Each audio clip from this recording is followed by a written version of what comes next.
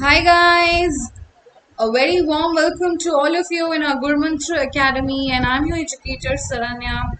Today again we are going to see the extension of cell biology only. Okay, so let's start the class today without having any delay. तो आज हम पढ़ने वाले हैं enzyme linked receptors के बारे में. Okay, so it is actually divided into three categories. The first category is your receptor tyrosine kinase, second is your tyrosine kinase associated receptors, and third is receptor serine threonine kinases. So this is the three categories of receptors which you are going to study in enzyme linked receptors. So the examples of RTK is your RAS-MAP kinase, IP3 DAG pathway, and AKT mTOR pathway. You might also think that we have already studied IP3 DAG pathway in G protein coupled receptors. So there are two different kinds of receptors, both of which can activate IP3 DAG pathway. One is your G protein coupled receptors, the other one is your receptor tyrosine kinase. Next, under the tyrosine kinase associated receptors, we are going to study JAK-STAT pathway, and serine threonine kinases, we are going to study TGF beta. Okay. Okay, so enzyme linked receptors can act directly as an enzyme, or it can be acting like a protein which is associated with an enzyme. Okay, mostly they are single pass transmembrane protein. Okay, ligand binding region will be extracellular in nature, catalytic domain will be intracellular, that is cytosolic in nature, and they are basically protein kinases, and they will phosphorylate the proteins. Can you see here, this is your plasma membrane. Okay, this is your plasma membrane, and this region is transmembrane region, the upper region is ligand binding region, and the lower region is catalytic domain. Okay, so this is the structure of your enzyme linked receptor. So the first one we are going to talk about is receptor tyrosine kinase, that is RTKs. RTKs. So the ligand can be your growth factors, cytokine, hormones, and they have very important role in cancer. If it's not working properly, the body can develop into cancer. Okay, so enzymes that specifically phosphorylate tyrosine residues are termed as tyrosine kinase. So can you actually see the relevance of the name to its function? Right, नाम में ही उसका काम बताया गया है. वो receptor जो कि टायरोसिन रेसिड्यूज को चुन चुन के फॉस्फोरिलेट करे, तो that is called as your receptor tyrosine kinase. Okay, so ligands क्या क्या हो सकते हैं? It can be your growth factors. Growth factors बहुत टाइप्स के होते हैं. Okay, so you have NGF, PDGF, FGF, this is insulin wala, then VEGF, then you have monocyte, then colony stimulating factors. So these are some of the growth factors. All of these can act like a ligand for your receptor tyrosine kinase. So what is the mechanism of action? First thing is your growth factor, which is nothing but your ligand that will come and bind to the receptor. This causes dimerization of the receptor, which means these two will come along with each other. So initially it will be like this. This is one receptor, this is another receptor, which are separate. When ligand comes and binds in it, it causes dimerization of receptor, which means like this. The receptor will be dimerized. The receptor will be dimerized. They will be linked with each other. Now, next is the catalytic domain, which is present in the cytosolic region. So this is the catalytic domain which is present in the cytosolic region will be activated. And how is that activated? That leads to autophosphorylation. Okay, so this particular receptor will phosphorylate this receptor, and this receptor will again phosphorylate this receptor. So they will cause cross phosphorylation, and this is called as autophosphorylation. Okay, so within this receptor tyrosine kinase, we are going to first study about RAS-MAP kinase pathway. Okay, so MAP kinase, what is the full form of MAP kinase? Mitogen activated protein kinases. Okay, mitogen activated protein kinases. It is very specific to serine and threonine residues. Very important MCQ question. Okay, it's a very important MCQ question. You will have to remember it.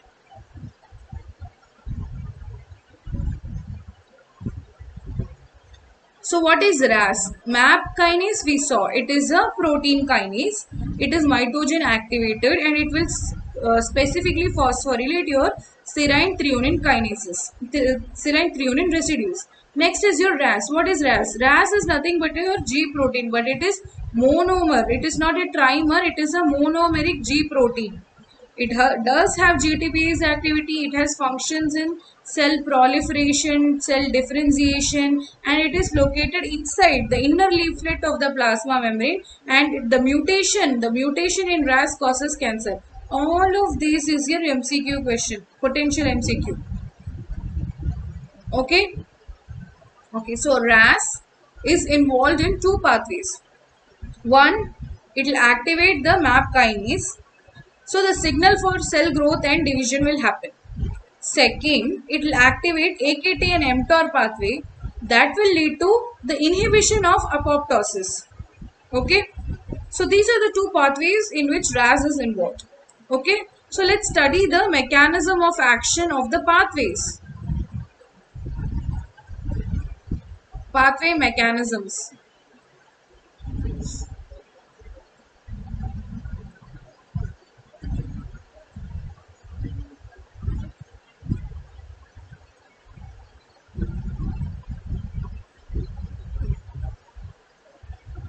Okay. So first thing is your ligand. Okay, your ligand will bind to the receptor. You can see here ligand. You can see here receptor. Both of them will bind with each other. Okay, so the ligand will bind to the receptor. That is your first step. Okay, so what does it happen? Second step is dimerization. Now they are separate. Can you see in this picture that they are separate from each other? Can you see here they are separate from each other? Okay. After the ligand binds, it will lead to dimerization, which means they'll come closer to each other and they will cause dimer. It will not be a monomer anymore. Next, this will phosphorylate this receptor and this will phosphorylate this receptor. Autophosphorylation will happen. And where does autophosphorylation happens? It happens in the tyrosine residue. It happens in the tyrosine residue. Next, attachment of the adapter proteins like GRB2 and SOS protein to the receptor and they will get phosphorylated. So what happens is now RAS GDP, it is in the form of a RAS GDP. Now RAS GDP will be activated by this phosphorylation enzymes. Again, the adapter proteins like GRB2, SOS, they will also be activated by this kinases. Okay, they are kinases, right? They are receptor tyrosine kinases. They will phosphorylate your GRB2, SOS and RAS GDP. When RAS GDP is phosphorylated, it becomes RAS GTP. It becomes RAS GTP. RAS GTP means now this protein is activated in nature. Okay, it is activated in nature. How is it getting activated? Because of the phosphorylation. And who is having this phosphorylation activity? SOS protein is having the phosphorylation activity. Because this is guanine nucleotide exchange factor. It causes phosphorylation. Okay, it causes phosphorylation as a function. So what happens is RAS is activated. When RAS is activated, it activates RAF. RAF is nothing but your MAP kinase. Okay, MAP kinase. Now, this RAF will activate MEK. MEK is nothing but your MAP kinase. That will activate ERK. That is nothing but your MAP kinase. Okay, that is your MAP kinase, ERK. Now this ERK can go inside the nucleus and it can alter the gene expression and protein production. Can you understand this? Okay, so this is the actually process happening in your G protein, receptor tyrosine kinase. So ligand will bind to the receptor, right? Dimerization, exactly. Phosphorylation, right, at the tyrosine residues. Next, your adapter proteins like GRB2 SOS will come and bind. This SOS is guanine nucleotide exchange factor that will activate your RAS protein. RAS will be activated. Now that will activate RAF. That will activate MEK. That will activate ERK. Again, it can go inside the nucleus and it can actually alter the gene expression. Okay. The second pathway under your receptor tyrosine kinase. Under receptor tyrosine kinase is IP3 DAC pathway. Here again, the growth factors come and bind. Same thing. Ligand will bind to the receptor. Next is dimerization of the receptor.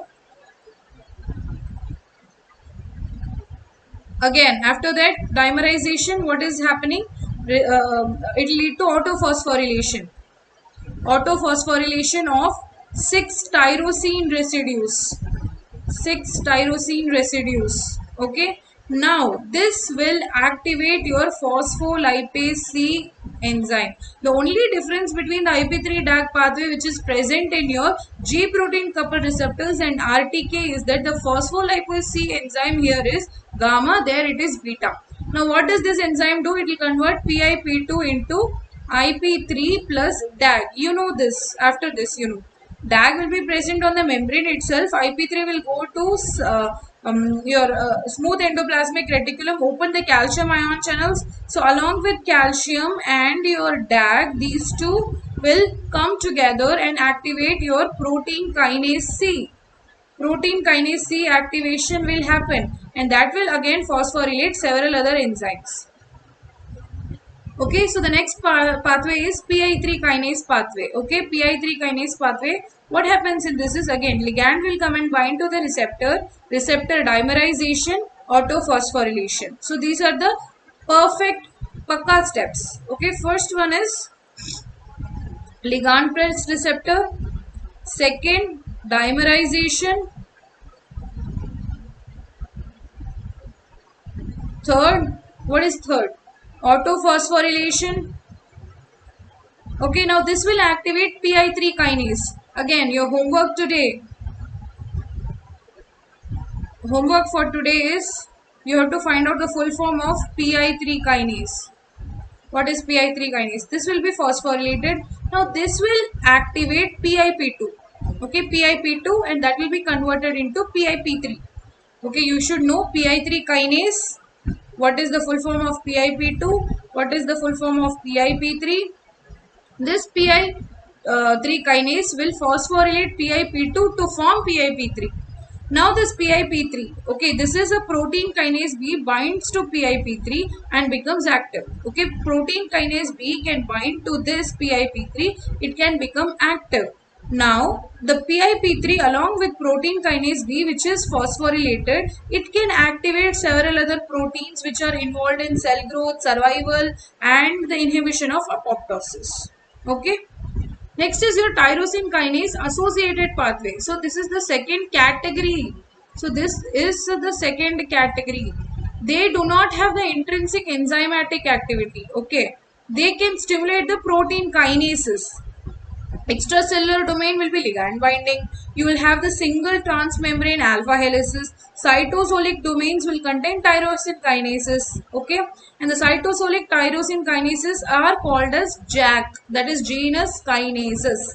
So ligands can be your antigen, it can be growth hormone, growth factor, interleukins, interferons, and JAK is an enzyme, STAT is the transcription factor. Okay. So this is your JAK-STAT pathway. We are going to see the mechanism of activation. Okay, so ligand will bind to the receptor. That is your first step always. Dimerization of the receptor. Very good. Autophosphorylation. Third step. Next, this will activate JAK which is associated with your cytosolic receptor. Okay, so JAK will again phosphorylate the tyrosine receptors. I mean tyrosine residues of the receptor. Okay, so first JAK will get activated. It will activate the receptor also. Now, STAT will come and bind to the phosphorylated receptor. Okay, STAT will get phosphorylated because JAK, what is JAK? JAK is a kinase. Okay, so JAK is a kinase. See, ligand will bind to the receptor. Dimerization will happen. Now, since JAK is a kinase, that will phosphorylate. Okay, JAK will get activated. It will phosphorylate the receptor. It will phosphorylate the receptor. Now the receptor is active and phosphorylated. Now the adapter proteins like STAT, it will come and bind to the receptor. Now JAK will again phosphorylate STAT. Okay, JAK will again phosphorylate STAT. What happens after that is STAT phosphorylated. The phosphorylated STAT is the active form. This can enter inside the nucleus and it can cause gene transcription to occur. Can you understand? Ligand will bind to the receptor, dimerization will happen. The dimerization will activate your JAK, which is a kinase. After JAK is activated, it will phosphorylate the receptor. Now the receptor is phosphorylated and it is active. Next, your adapter proteins like STAT will come and bind to the receptor. STAT will bind to the receptor and that will also get phosphorylated. When that is phosphorylated, the phosphorylated STAT goes into the nucleus and it causes gene transcription to actually occur. Okay. So next is your receptor serine threonine kinases. So in this serine threonine kinases, you can see that it is belonging to the class of serine threonine kinases, which means the particular residues of serine and threonine will be phosphorylated. This is involved in the family of TGF beta. Okay, so the ligand is basically TGF beta. The ligand will bind to the receptor like same. Dimerization will happen. Okay, so when dimerization happens, this will activate the serine threonine kinase. Okay, again autophosphorylation of the serine threonine residues will take place. That will again activate your serine threonine kinase type 1. Now your adapter proteins like SMAD2 and SMAD3 will come and bind to the activated receptor and they will also get phosphorylated. Okay. Now this phosphorylated SMAD and 2 SMAD3 will bind to SMAD4. It will form a complex. Okay. SMAD either 2 or 3 along with SMAD4 will form a complex. For that, this has to be phosphorylated. That is why it is going and binding to the receptor to get phosphorylated. This will go inside the nucleus. Gene transcription will happen. Okay. Okay, so this is all about your receptors. We have done with the receptors. Okay, we have completed G protein coupled receptors. We completed enzyme linked receptors. We have completed nuclear receptors. Every single thing is done. Next topic we are going to move on to is post-translational modification. What is the meaning of post-translational modification? What is the meaning of translation basically? What happens in translation? Translation is a mechanism where proteins are synthesized. From where? From mRNA you are getting protein and this process is called as translation. Then what is the process that is leading to the formation of mRNA, that is from DNA to mRNA, that is called as transcription. Okay, so the protein is formed in the process of translation, but the protein is not functional when it is formed. There has to be some modification done in order to make the protein completely functional so that it can do whatever it function it holds. Okay, for that, like protein needs to undergo folding. Protein cannot be linear in its structure, like its primary structure, and do its function. It has to be in its tertiary state or quaternary state in order to do its function. For that, the protein needs to fold. Some amino acids may be added, some might be removed. Okay, some carbohydrates might be added, some lipid molecules might be added. So peptide can be then activated by residues removal, and there can be changes in the hydrogen bond that can result in your secondary structure, tertiary, quaternary structure. Some of the proteins can be like they can be present in the cytosol itself and it can be present simply there, but some proteins has to be transported to organelles or even out of the cell to another organ. For that they have to be modified, right? They have to be modified. So all of this modification is basically called as post-translational modification. And the importance, there is actually several importance of post-translational modification. That is, it makes the protein heterogeneous, which means the proteins are different in its structure, the function, and whatever characteristics it holds. Okay, so the protein modification gives the cellular functions for the proteins, right? And it can see different behavior based upon the organism and product expression. It can actually trafficking, the protein trafficking is helpful for this. So types of post-translational modification, you have methylation. Methylation means a methyl group will be added. Similarly, alkylation, glutamylation, lipidation or acylation, sulfation. All of these things means addition of the respective groups. Addition of the respective groups. One by one we'll see. Phosphorylation means addition of a phosphate group, and that is done by kinases. Glycosylation, a polysaccharide or a simple saccharide molecule will be added either to your protein or to a lipid molecule. Next is hydroxylation, OH group. OH group will be added, okay, to a amino acid. Next is carboxylation. Carboxylation means carboxyl group. Carboxyl group will be added to the glutamate. Next is biotinylation, which means biotin protein is added either to a protein or to a nucleic acid. Next is acetylation. Acetylation means acetyl group will be added to the protein at its N terminal. Next is methylation. Methylation means methyl group will be added usually to lysine or arginine. Very important MCQ question. Next is glutamylation. Glutamylation means glutamic acid will be added. So here there will be covalent linkage of glutamic acid residues to tubulins. Okay, tubulins, for that it will be added. Next is lipoylation. Lipoylation means attachment of lipoylate functionality. Sulfation, sulfate group will be added to tyrosine. Alkylation, alkyl group will be added like a methyl group, ethyl group, propyl group, like that. Okay, so one by one we'll see the function. Phosphorylation. So where can phosphorylation basically occur? It can occur at serine, threonine, tyrosine residues only. And all of these phosphorylation we have already seen in the receptors. We have seen in the receptor tyrosine kinase where the tyrosine residues are phosphorylated. We have seen in the serine threonine kinases where these are phosphorylated. That is helpful in your cellular processes like apoptosis, inhibition, cell cycle, cell growth, cell division. Right. So all of this will be a function of phosphorylation. Can you see here? This is your alpha subunit that binds to insulin. Okay, this is a protein, a growth factor. This is insulin. Okay, insulin is binding to the alpha subunit. Okay, the beta subunit will transmit the signal. Okay, so the insulin is binding to alpha subunit. Conformational change is taking place. Basically, this is the insulin receptor. Now, the beta subunit will send the signal inside. Transduction will happen. Again here autophosphorylation, first is dimerization. Can you see dimerization has occurred here and autophosphorylation will take place here. That will actually activate the insulin response substrate. Okay, and several of your cellular responses will be activated. So even glycosylation has types.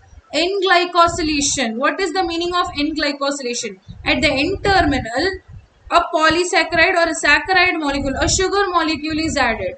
O-glycosylation at the O terminal. You have O terminal, right? COOH terminal. There another saccharide group can be added. Glypiation. Glypiation means what? COOH group. COOH group removal is called as glypiation. Next is C-glycosylation. C-glycosylation, for that you can see here, this is a amino acid at the C terminal. There a glycosylation is happening.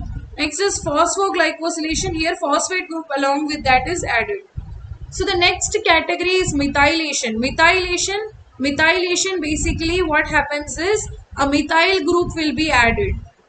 It can be also N-terminal or O-terminal. Okay. So methylation means methylation. For the process of methylation to occurs, methyl transferase enzyme is required. Very important MCQ. This and SAM. Important MCQ. Methylation के लिए methyl transferases S-adenosyl methionine is required.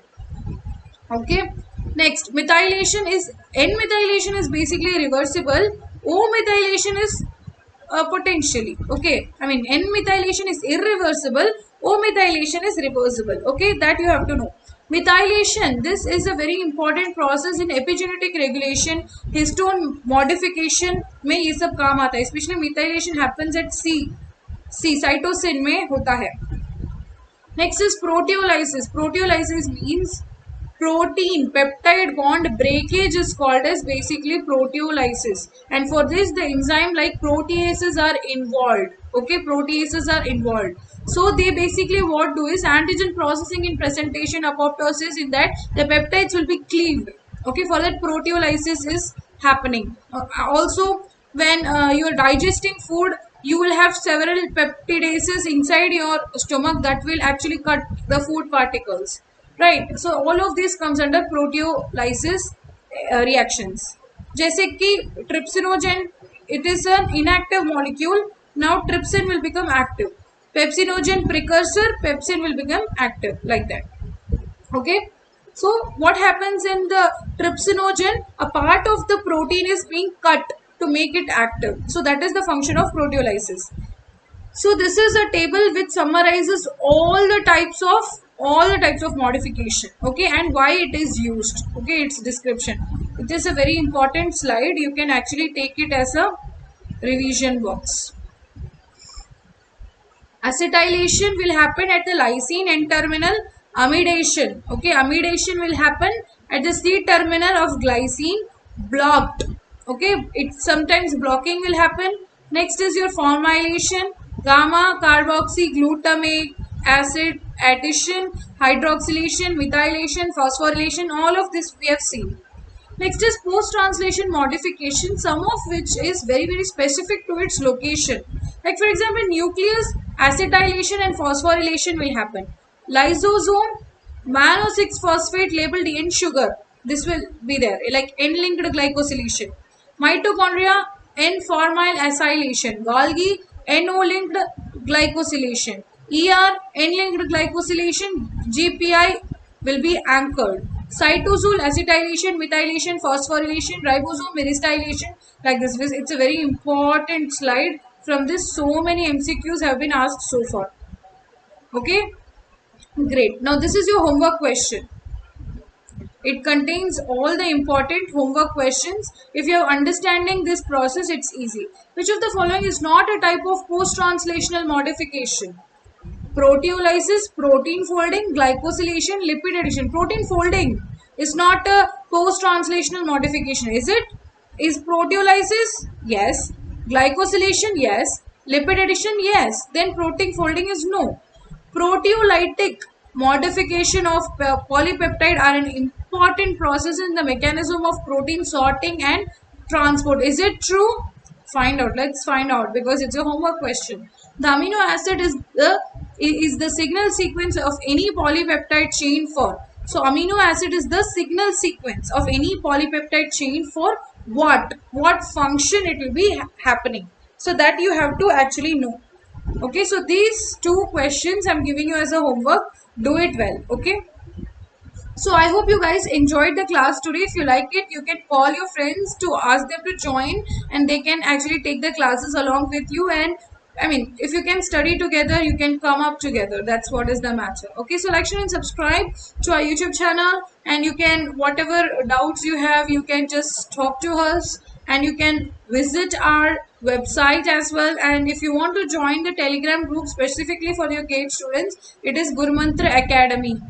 You can go to the Telegram and search Gurumantra Academy, join the group. Okay, that is it, guys. Keep preparing well. Okay, so all the best. Thank you so much.